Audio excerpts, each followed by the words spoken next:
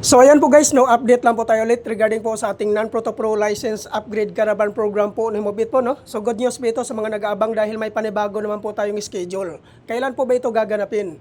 Gaganapin po ito guys sa February 27 to 28, 2026 po. So ibig sabihin nito guys, 2 araw po ito gaganapin po guys. At saan po ba ito matatagpuan? Matatagpuan po ito guys sa Lee Pavilion Metro Park Area CBD, Pasay City. Yan po yung pinaka-pin location po ng ating non-Proto Pro license upgrade caravan program po ni Mobit.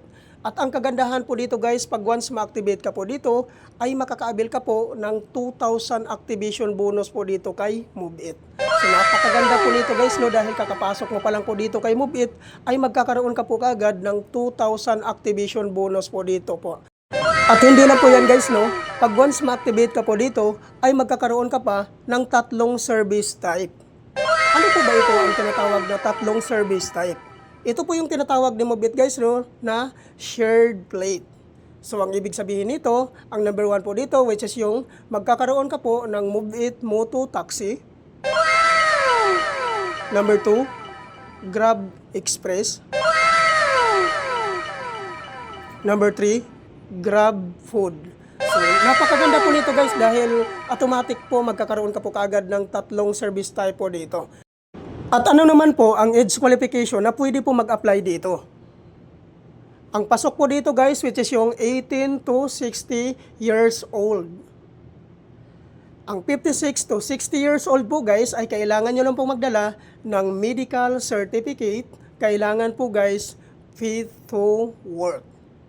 So yan po guys, no? At ano naman po ang mga requirements na kailangan po nating i-prepare before po tayo pumunta sa Lee Pavilion Metro Park Area CBD, Pasay City.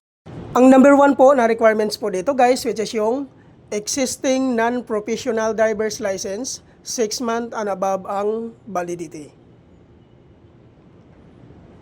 Number 2, no LTO violations.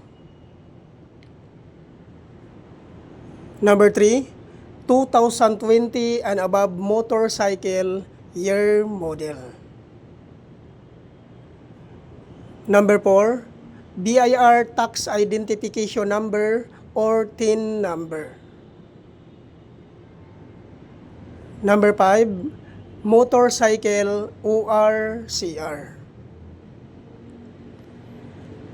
Number 6, NBI clearance.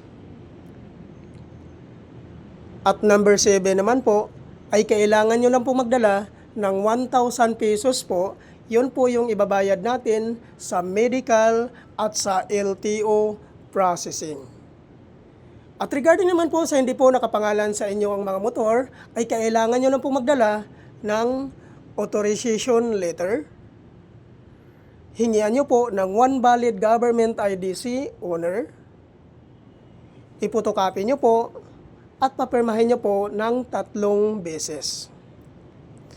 At tungkol naman po doon sa mga sikanhan po na pag-abili ng kanilang mga motor, ay kailangan nyo lang po magdala ng deed of sale. Kailangan po guys, nakanotarize po yon.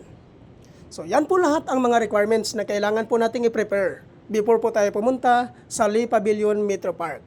Sana po guys, huwag nyo na pong sayangin ang pagkakataon na ito, no? Kung ikaw po ay isang non-professional driver's license holders at gusto pong i-upgrade ang inyong license to professional, sumali na po kayo sa programa na ito dahil napakarami na pong natutulungan po dito ni Mobit po about po sa programa na ito. Sana po guys, nakakatulong po ito, ang update ko na to sa inyo. Thank you for watching.